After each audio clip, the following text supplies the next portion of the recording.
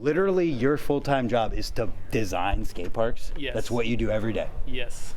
How? Like, there's that many skate parks that are built that's a full-time job. Yeah. That is cool. Yeah, and a lot of what happens is, so on my end, it's kind of like preliminary design work. So like a sales guy will talk to the city usually, and they'll figure out like how much money they have and how much space. And then they'll let me know. I'll do a design, on that size. Sometimes they have input. A lot of times they honestly don't have any input on what they want. I'll just do what's best for the space, send it back to the sales guy, and then they try to sell it. And so honestly, like probably only like 1 out of 100 designs that I do will actually get sold. So I've probably done like thousands of designs. That's pretty crazy. I didn't realize it was like that. Huh. So you're kind of just designing stuff and doing what you can, knowing that it's probably not going to get made. Yeah. That's crazy. And sometimes the sales guy will, like, he'll tell me, like, this is pretty much in the bag. Like as soon as you give me a design, like, it's sold. So sometimes that happens too. Huh.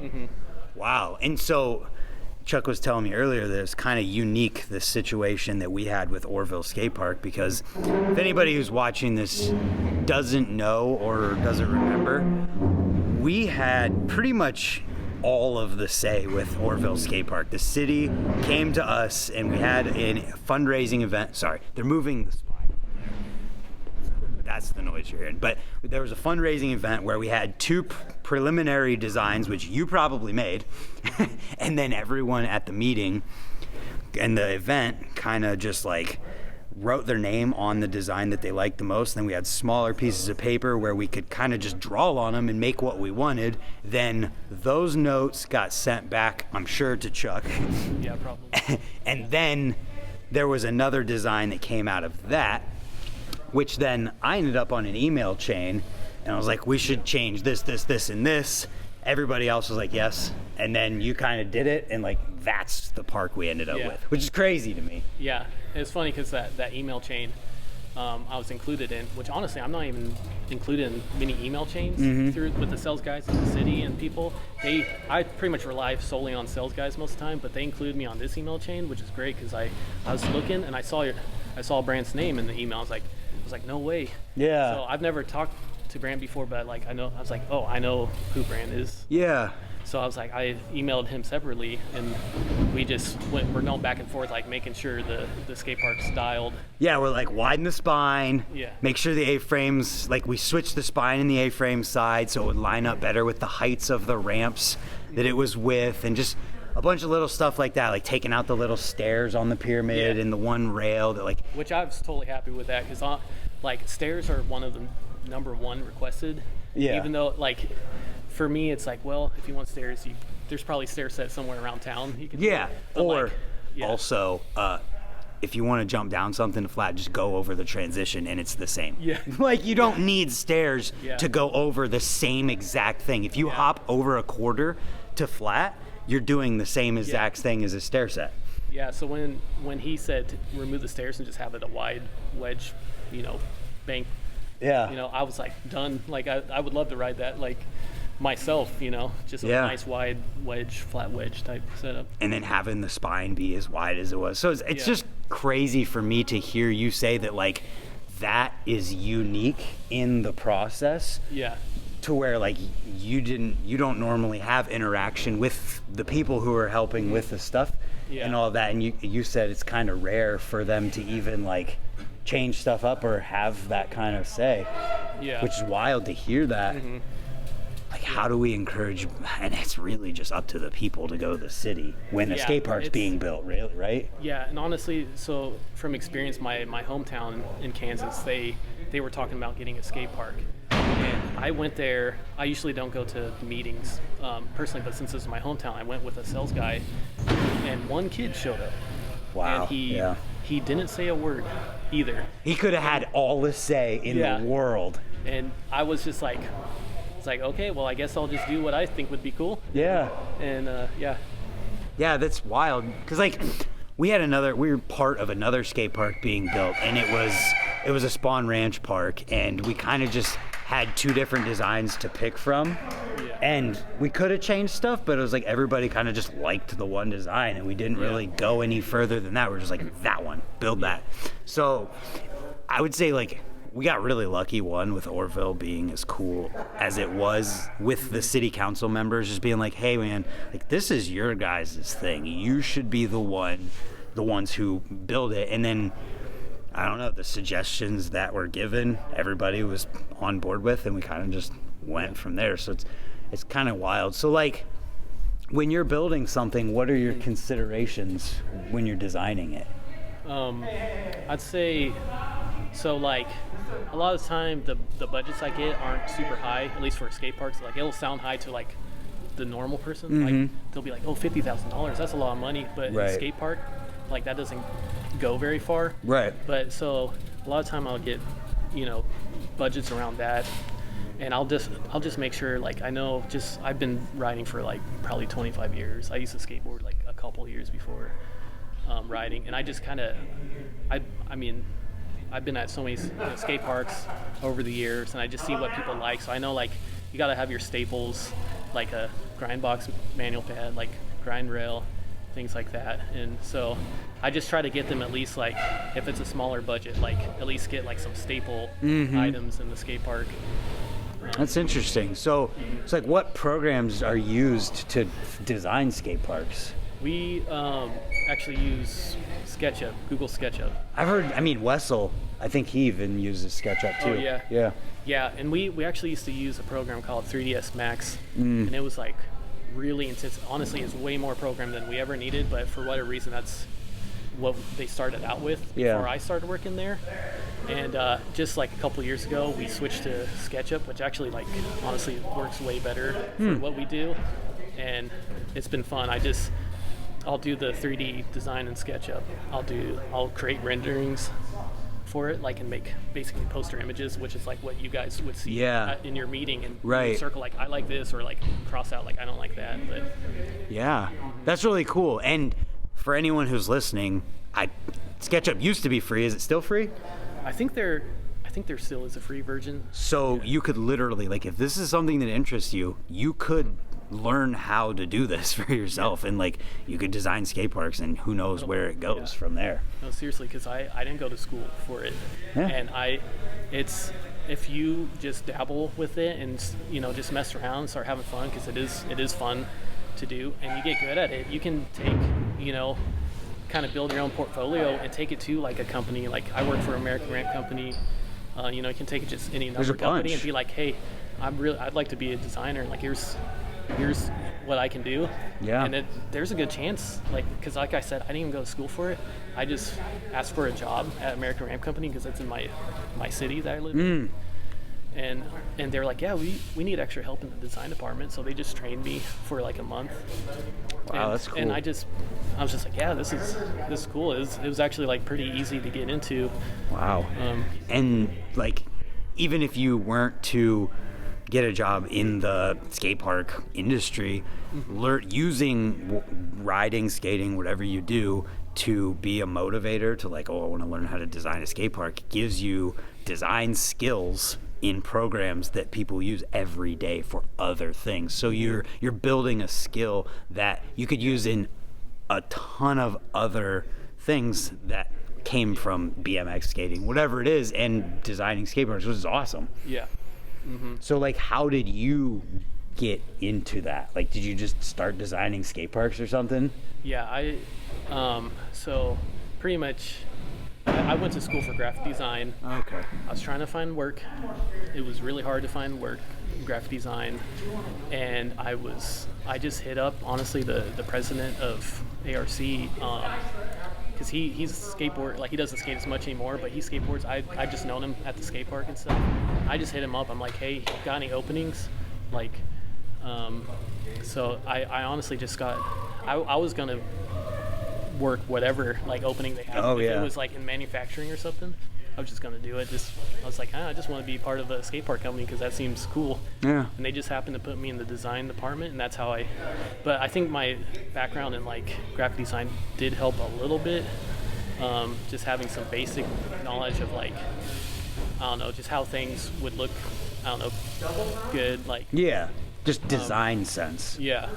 And then, of course, I've been riding for so long, and I just, I kind of have, I feel like a good idea of like what works and what doesn't, what's fun to like the most amount of people. That's really cool. So do you kind of just have like, at this point, your asset library, and then you have the space and you just kind of place things and see what works and what doesn't work? Yeah, that's cool. It's very much like if anyone's ever played like a Tony Hawk skater game where you can build your own park. It's like I have a library of like 2 foot up to like 8 foot tall quarter pipes that I can just pick from. Right. And start off from, and sometimes, so that's like for our like prefab parks. And then I also do a little bit of concrete. We have other guys that like that's their main job is concrete, but every now and then I'll do that, which is a little more complicated, but it's fun to learn. Like it's one of those things that's kind of satisfying when you're done, like, oh yeah, I was able to figure this out. Yeah, I didn't realize that American Ramp Company did concrete too. Yeah, they their concrete division is called Pivot, and they have like really good a couple crews that they're just all throughout the year, they're just traveling from city to city, like building skate parks. And like, so Boone, like a lot of people know Boone from, I mean, he's just everywhere. You see him, he's like a big burly dude. He's one of the main guys that works for our Pivot crew, and he's a BMXer. Nice. So that's really cool because a lot of, honestly, skate park builders, they're just skateboarders only. So it's cool that we have awesome skateboarder dudes, and then we also have Boone, who's a awesome BMX guy. That is cool. Nice. So how many skate parks did you say you did? Like, how long does it take you to do one? Oh yeah, on average I'd say pretty much it could take like an average one would say 6 to 8 hours start to finish. And I've been doing it, so I'm almost hitting my 14-year mark there. Wow. So I can almost like do some of it in my sleep at this point. Right. And but like more complicated ones could take me a week or two, especially like getting into the concrete and stuff. And we also deal with, you've seen like probably the Velo Solutions pump tracks, the asphalt pump tracks. So we like deal kind of directly with them. So we do a lot of design work for them. Gotcha. Too. So like, if there was a 13-year-old kid watching this who's like, man, this sounds really cool, I would love to start designing skate parks or try to learning about this stuff, like where do you direct them? How do they start? What do they do? Yeah, I would say see if, I wish I knew for sure if Google SketchUp there's a free version, but I'm pretty sure there is. No matter what, there's open source 3D software out there. There's one called Blender. I was gonna say Blender. Yeah, pick up Blender. There's so many tutorials, especially since that one's open source. Like, I mean, go, like one of the popular ones is learn how to make a donut. Like that's the first thing. But like, just find something like Blender, maybe, Google SketchUp, and just start playing around with it. Watch, YouTube tutorials. Make your local skate park. Yeah, just copy. Like the easiest thing would be to be like just take your local skate park and copy it. Like try to recreate it. That is a good idea. And then just like keep at it. And honestly, there's I feel like there's not as many people as there should be like getting into that. Yeah. Well, dude, that whole space, 3D design space is massive, and it's going to be forever because of 3D printing and using all of these things. I mean, there's applications I've seen with 3D where it's like, I used to work at a factory that makes car parts, and they had this 3D scanner, and they were putting it into SolidWorks, and they were using this 3D model, and I was like seeing that, I was like, man, if you knew 3D, you'd have a leg up instantly in going in there because you'd know what you're looking at, and like those are like big money jobs. So there's definitely potential out there that could come from you literally making skate parks as a kid. Yeah, and you can like, so let's say in high school, if there's like architecture or design, drafting kind of classes, like, take those. And there might even be at this point, maybe some schools might have some 3D stuff, or I don't know, but like even if you like say architecture and drafting, like you could end up being someone that, because we have a team of people that do like pretty much the actual blueprints, like after the park gets sold, like a concrete one, someone has to go and like take measurements of everything and show like on paper, like, hey, this quarter pipe is this wide, this tall, and like all these dimensions and things that we need to know. So you could even be part of that process of a skate park build. It's wild, and that's kind of why I want to do videos like this, is just to educate people on like the possibilities that are out there, that like you don't have to get a normal job in life. Like you literally clock in. Do you get to work from home, or do you gotta go in? I could if I wanted to. So like I'm pretty much the only designer, because we have like 4 or 5 designers right now, and I'm the only one that's actually based in Joplin. Like I go to office, like an actual office, and but if I really wanted to, honestly, like if I've felt like moving to another city or something, they would be fine with that. So I could do that. So you literally could wake up at home and work. Like, we have got people working from we have 2 dudes from Costa Rica doing work for us, just working remotely. So so it's like it's a definite opportunity and something to just be aware of at the very least. And that's a cool job. I mean, you gotta be like pumped about it.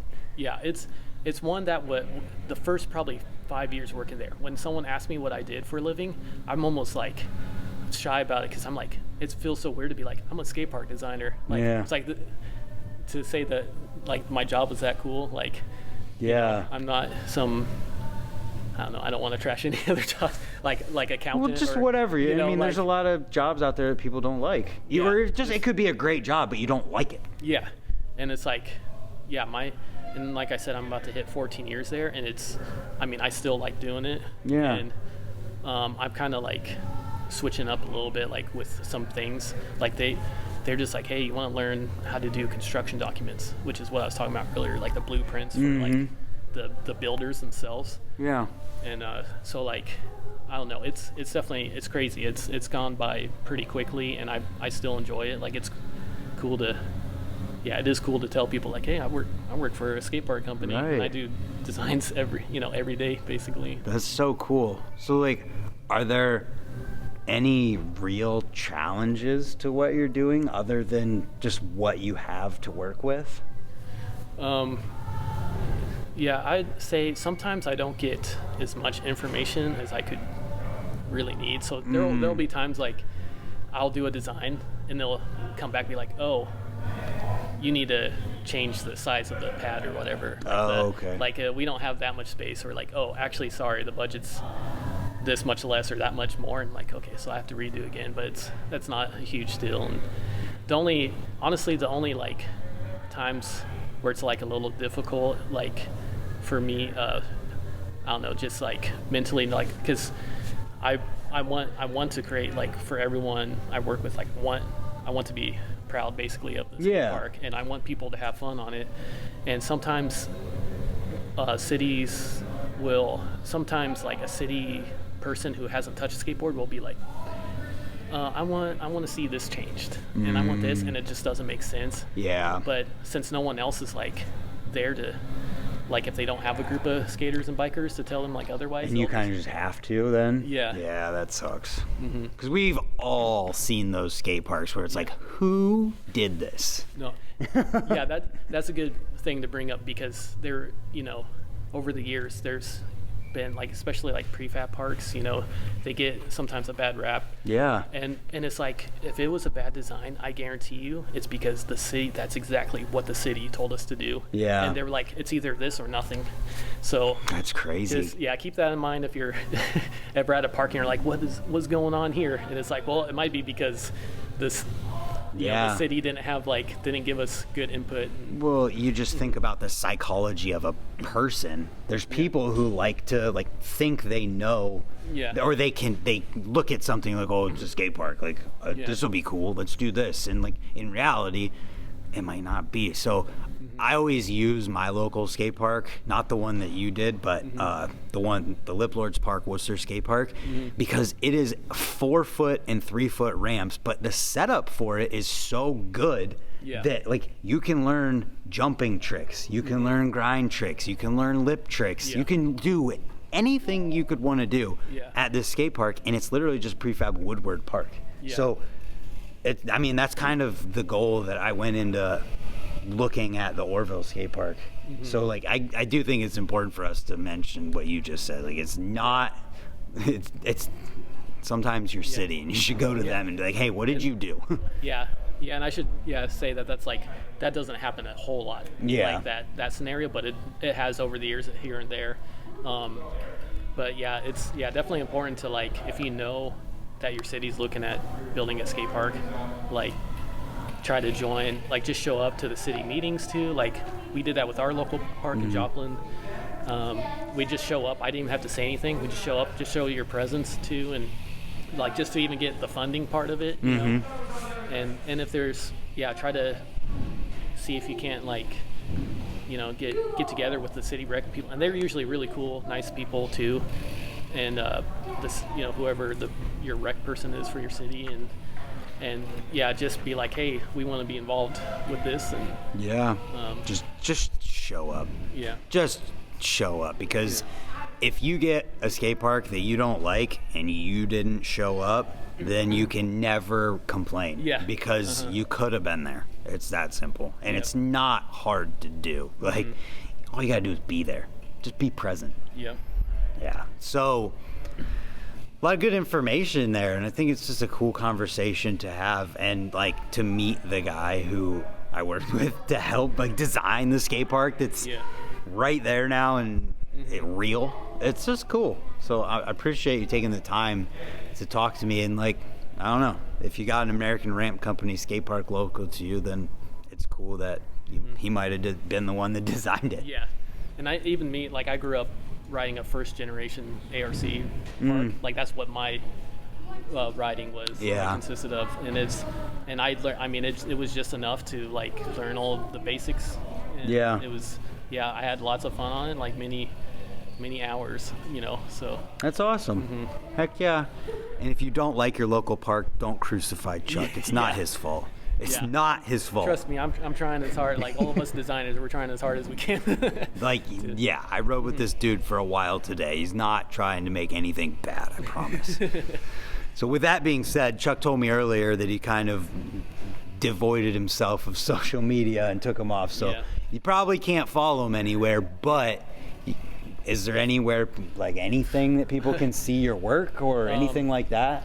If I would say, like, I've had a few like web videos basically, which I mean, what, like riding? Okay, So if you just want to see some of my riding from like 10, 15 years ago, that when I was actually like, you know, probably at my peak of riding, like just search Chuck Dodge BMX, and like just to see, like, if you want to see some goofy I ride backwards a lot. I do front brake tricks and all kinds of goofy stuff. So thank you for your time. I appreciate it.